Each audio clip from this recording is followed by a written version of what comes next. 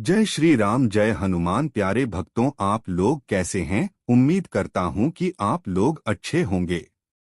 आप सभी ने प्रथम अध्याय में यह जाना कि मृत्यु के बाद क्या क्या कर्म किया जाता है और पिंड दान के बारे में ज्ञान प्राप्त किए। आज हम दूसरे अध्याय में यह ज्ञान प्राप्त करेंगे कि यमलोक के मार्ग में किस प्रकार की यात्राएं मिलती है और यमदूत द्वारा किस प्रकार यमलोक लेकर जाया जाता है। इन सभी का वर्णन श्री हरि नारायण गरुड़ राज से करते हैं। अध्याय प्रारंभ करने से पहले यदि आप चैनल पर नए हैं तो चैनल को सब्सक्राइब कर लीजिए और बेल आइकन पर क्लिक कर दीजिए, जिससे आपको गरुड़ पुराण से रिलेटेड सभी अध्याय जल्दी मिले। तो चलिए बिना समय व्यतीत किए अध्याय को प्रारंभ करें। गरुड़ जी ने कहा, हे केशव, यमलोक का मार्ग किस प्रकार दुखदायी होता है? पापी लोग वहां किस प्रकार जाते हैं, वह मुझे बताइए। श्री भगवानुवाच। श्री भगवान बोले, हे गरुड़, महान दुख प्रदान करने वाले यम मार्ग के विषय में मैं तुमसे कहता हूँ। मेरा भक्त होने पर भी तुम उसे सुनकर कांप उठोगे। यम मार्ग में वृक्ष की छाया नहीं है जहाँ प्राणी विश्राम कर सके। उस यम मार्ग में अन्न आदि भी नहीं है जिनसे कि वह अपने प्राणों की रक्षा कर सके। हे खग, वहां कहीं जल भी नहीं दिखता जिसे अत्यंत त्रिशातुर वह जीव पी सके। वहां प्रलयकाल की भांति बारहों सूर्य तपते रहते हैं। उस मार्ग में जाता हुआ पापी कभी बर्फीली हवा से पीड़ित होता है तथा कभी कांटे चुभते हैं और कभी महाविषधर सर्पों के द्वारा डसा जाता है। वह पापी कहीं सिंहों, व्याघ्रों और भयंकर कुत्तों द्वारा खाया जाता है, कहीं बिच्छुओं द्वारा डसा जाता है और कहीं उसे आग से जलाया जाता है। तब कहीं अति भयंकर महान असिपत्रवन नामक नरक में वह पहुंचता है, जो 2000 योजन विस्तार वाला कहा गया है।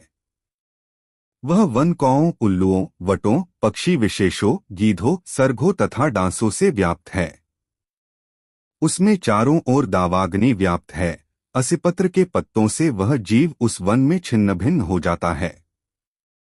कहीं अंधे कुएं में गिरता है, कहीं विकट पर्वत से गिरता है, कहीं छुरे की धार पर चलता है तो कहीं कीलों के ऊपर चलता है। कहीं घने अंधकार में गिरता है, कहीं उग्र भय उत्पन्न करने वाले जल में गिरता है, कहीं जोंकों से भरे हुए कीचड़ में गिरता है तो कहीं जलते हुए कीचड़ में गिरता है। कहीं तपी हुई बालुका से व्याप्त और कहीं धधकते हुए ताम्रमय मार्ग, कहीं अंगार की राशि और कहीं अत्यधिक धुएं से भरे हुए मार्ग पर उसे चलना पड़ता है। कहीं अंगार की वृष्टि होती है, कहीं बिजली गिरने के साथ शिलावृष्टि होती है, कहीं रक्त की, कहीं शस्त्र की और कहीं गर्म जल की वृष्टि होती है। कहीं खारे कीचड़ की वृष्टि होती है। मार्ग में कहीं गहरी खाई है, कहीं पर्वत शिखरों की चढ़ाई है और कहीं कंदराओं में प्रवेश करना पड़ता है। वहाँ मार्ग में कहीं घना अंधकार है तो कहीं दुख से चढ़ी जाने योग्य शिलाएं हैं, कहीं मवाद, रक्त तथा विष्ठा से भरे हुए तालाब हैं। यम मार्ग के बीचों बीच अत्यंत उग्र और घोर वैतरणी नदी बहती है। वह देखने पर दुखदायिनी हो तो क्या आश्चर्य! उसकी वार्ता ही भय पैदा करने वाली है। वह 100 योजन चौड़ी है, उसमें पूय, पीबमवाद और शोणित रक्त बहते रहते हैं। हड्डियों के समूह से तट बने हैं, अर्थात उसके तट पर हड्डियों का ढेर लगा रहता है। मांस और रक्त के कीचड़ वाली वह नदी दुख से पार की जाने वाली है। अथाह गहरी और पापियों द्वारा दुखपूर्वक पार की जाने वाली यह नदी केशरूपी सेवार से भरी होने के कारण दुर्गम है।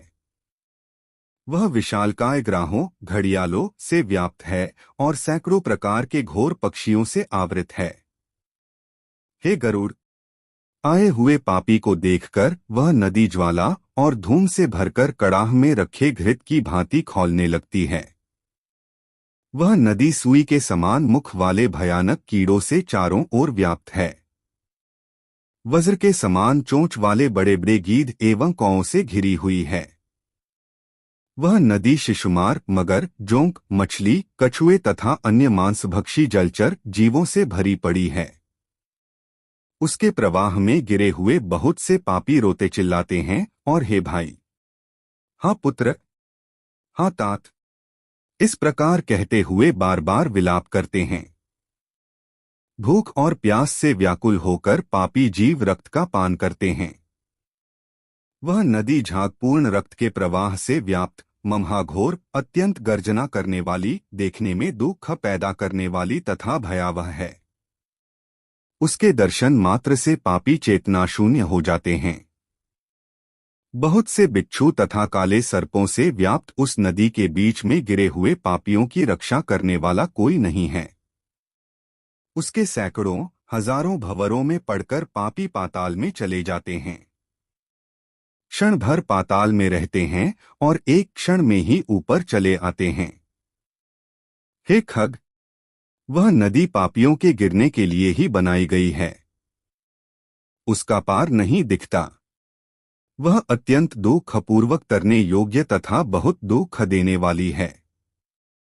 इस प्रकार बहुत प्रकार के क्लेशों से व्याप्त अत्यंत दुखप्रद यम मार्ग में रोते चिल्लाते हुए दुखी पापी जाते हैं। कुछ पापी पाश से बंधे होते हैं और कुछ अंकुश में फंसाकर खींचे जाते हैं और कुछ शस्त्र के अग्रभाग से पीठ में छेदते हुए ले जाए जाते हैं। कुछ नाक के अग्रभाग में लगे हुए पाश से और कुछ कान में लगे हुए पाश से खींचे जाते हैं। कुछ काल पाश से खींचे जाते हैं और कुछ कौं से खींचे जाते हैं। वे पापी गर्दन, हाथ तथा पैर में जंजीर से बंधे हुए तथा अपनी पीठ पर लोहे के भार को ढोते हुए मार्ग पर चलते हैं। अत्यंत घोर यमदूतों के द्वारा मुद्गरों से पीटे जाते हुए वे मुख से रक्त वमन करते हुए तथा वमन किए हुए रक्त को पुनः पीते हुए जाते हैं। उस समय अपने दुष्कर्मों को सोचते हुए प्राणी अत्यंत ग्लानि का अनुभव करते हैं और अतीव दुखित होकर यमलोक को जाते हैं। इस प्रकार यम मार्ग में जाता हुआ वह मंदबुद्धि प्राणी हा पुत्र, हा पौत्र, इस प्रकार पुत्र और पौत्रों को पुकारते हुए, हाय हाय, इस प्रकार विलाप करते हुए पश्चाताप की ज्वाला से जलता रहता है। वह विचार करता है कि महान पुण्य के संबंध से मनुष्य जन्म प्राप्त होता है। उसे प्राप्त कर भी मैंने धर्माचरण नहीं किया। यह मैंने क्या किया? मैंने दान दिया नहीं, अग्नि में हवन किया नहीं, तपस्या की नहीं, देवताओं की भी पूजा की नहीं, विधि विधान से तीर्थ सेवा की नहीं। अत हे जीव, जो तुमने किया है उसी का फल भोगो। हे देही, तुमने ब्राह्मणों की पूजा की नहीं, देव नदी गंगा का सहारा लिया नहीं, सत्पुरुषों की सेवा की नहीं, कभी भी दूसरे का उपकार किया नहीं। इसलिए हे जीव, जो तुमने किया है अब उसी का फल भोगो। मनुष्यों और पशु पक्षियों के लिए जलहीन प्रदेश में जलाशय का निर्माण किया नहीं। गौओं और ब्राह्मणों की आजीविका के लिए थोड़ा भी प्रयास किया नहीं। इसलिए हे देही, तुमने जो किया है उसी से अपना निर्वाह करो।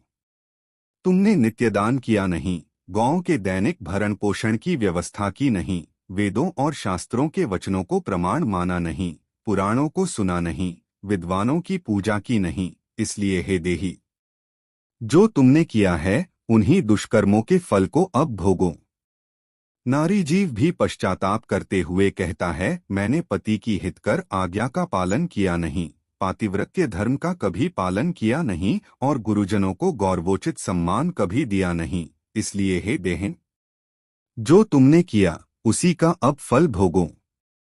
धर्म की बुद्धि से एकमात्र पति की सेवा की नहीं और पति की मृत्यु हो जाने पर वहने प्रवेश करके उनका अनुगमन किया नहीं, वैधव्य प्राप्त करके त्यागमय जीवन व्यतीत किया नहीं। इसलिए हे देहिन, जैसा किया उसका फल अब भोगो। मास पर्यंत किए जाने वाले उपवासों से तथा चांद्रायण व्रतों आदि सुविस्तीर्ण नियमों के पालन से शरीर को सुखाया नहीं। पूर्वजन्म में किए हुए दुष्कर्मों से बहुत प्रकार के दुख खोन को प्राप्त करने के लिए नारी शरीर प्राप्त किया था। इस तरह बहुत प्रकार से विलाप करके पूर्व देह का स्मरण करते हुए मेरा मानवजन्म शरीर कहाँ चला गया, इस प्रकार चिल्लाता हुआ वह यम मार्ग में चलता है।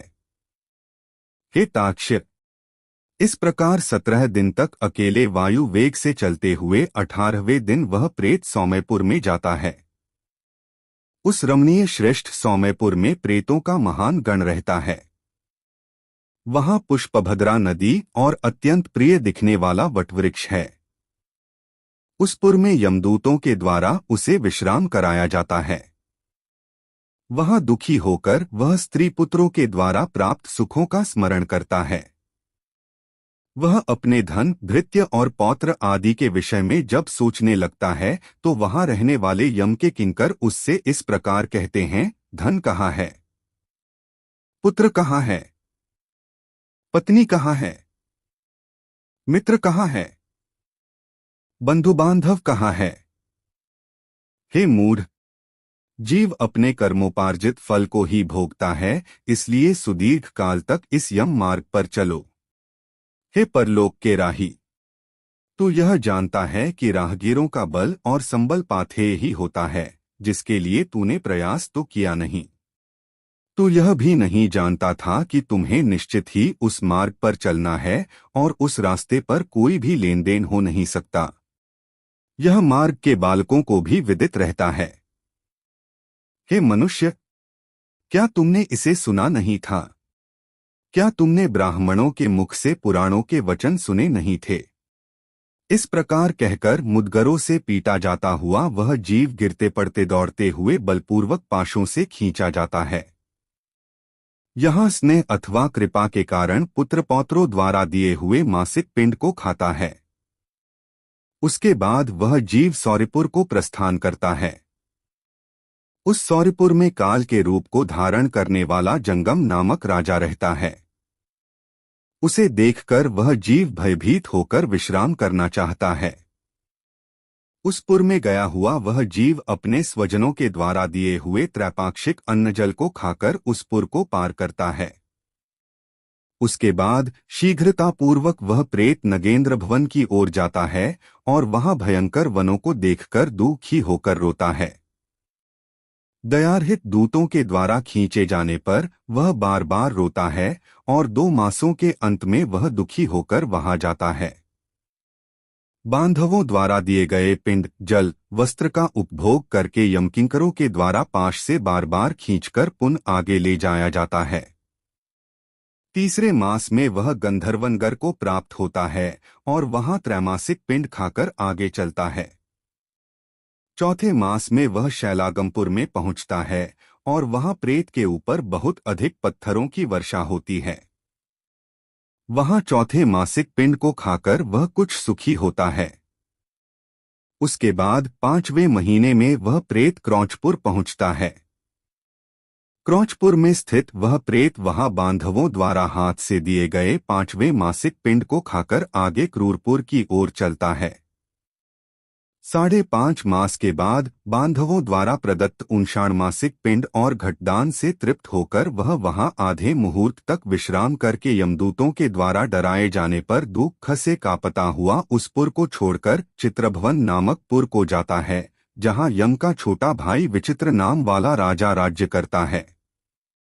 उस विशाल शरीर वाले राजा को देखकर जब वह जीव डर से भागता है, तब सामने आकर कैवर्त धीवर उससे यह कहते हैं, हम इस महावैतरणी नदी को पार करने वालों के लिए नाव लेकर आए हैं। यदि तुम्हारा इस प्रकार का पुण्य हो तो इसमें बैठ सकते हो।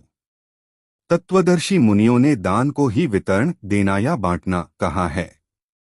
यह वैतरणी नदी वितरण के द्वारा ही पार की जा सकती है, इसलिए इसको वैतरणी कहा जाता है। यदि तुमने वैतरणी गौ का दान किया हो तो नौका तुम्हारे पास आएगी, अन्यथा नहीं।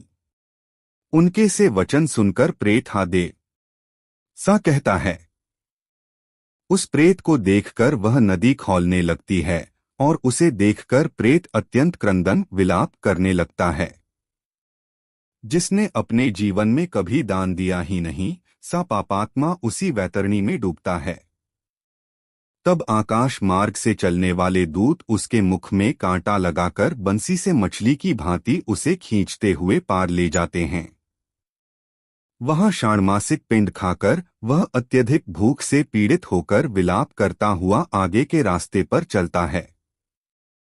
7वें मास में वह बहवापतपुर को जाता है और वहां अपने पुत्रों द्वारा दिए हुए सप्तम मासिक पिंड को खाता है। हे पक्षीराज गरुड़, उस पुर को पार कर वह दूखद नामक पुर को जाता है। आकाश मार्ग से जाता हुआ वह महान दुख प्राप्त करता है। वह 8वें मास में दिए हुए पिंड को खाकर आगे बढ़ता है और 9वां मास पूर्ण होने पर नानाक्रंदपुर को प्राप्त होता है।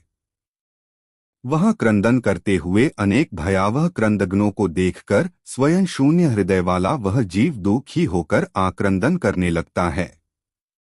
उस पुर को छोड़कर वह यमदूतों के द्वारा भयभीत किया जाता हुआ 10वें महीने में अत्यंत कठिनाई से सुतप्तभवन नामक नगर में पहुंचता है। वहां पुत्रादि से पिंडदान और जलांजलि प्राप्त करके भी सुखी नहीं होता। 11वां मास पूरा होने पर वह रौद्रपुर को जाता है और पुत्रादि के द्वारा दिए हुए एकादश मासिक पिंड को वहां खाता है। 11.5 मास बीतने पर वह जीव पयोवर्षण नामक नगर में पहुंचता है। वहां प्रेतों को दुख देने वाले मेघ घनघोर वर्षा करते हैं। वहां पर दुखी वह प्रेत उनाब्दिक श्राद्ध के पिंड को खाता है। इसके बाद वर्ष पूरा होने पर वह जीव शीताढ़्य नामक नगर को प्राप्त होता है। वहां हिम से भी 100 गुनी अधिक महान ठंड पड़ती है। शीत से दुखी तथा क्षुधित वह जीव इस आशा से 10 दिशाओं में देखता है कि शायद कहीं कोई हमारा बांधव हो जो मेरे दुख को दूर कर सके। तब यम के दूत कहते हैं, तुम्हारा सा पुण्य कहाँ है? फिर वार्षिक पिंड को खाकर वह धैर्य धारण करता है। उसके बाद वर्ष के अंत में यमपुर के निकट पहुंचने पर वह प्रेत बहुभीतिपुर में जाकर हाथ भर माप के अपने शरीर को छोड़ देता है। हे पक्षी, पुण्य कर्म भोग के लिए अंगुष्ठ मात्र के वायुस्वरूप यातना देह को प्राप्त करके वह यमदूतों के साथ जाता है। हे कश्यपात्मज, जिन्होंने और्ध्वदैहिक मरणकालिक दान नहीं दिए हैं, वे यमदूतों के द्वारा दृढ़ बंधनों से बंधे हुए अत्यंत कष्ट से यमपुर को जाते हैं। हे आकाशगामी गरुड़, धर्मराजपुर में 4 द्वार है, जिनमें से दक्षिण द्वार के मार्ग का तुमसे वर्णन कर दिया। इस महान भयंकर मार्ग में भूख प्यास और श्रम से दुखी जीव जिस प्रकार जाते हैं, वह सब मैंने बतला दिया। अब और क्या सुनना चाहते हो? इस प्रकार गरुड़ पुराण के अंतर्गत सारोद्वार में यममार्ग निरूपण नामक दूसरा अध्याय पूर्ण हुआ। हमारे द्वारा प्रस्तुत की गई यह गरुड़ पुराण की द्वितीय अध्याय कैसी लगी, आप अवश्य कमेंट करके बताएं। धन्यवाद।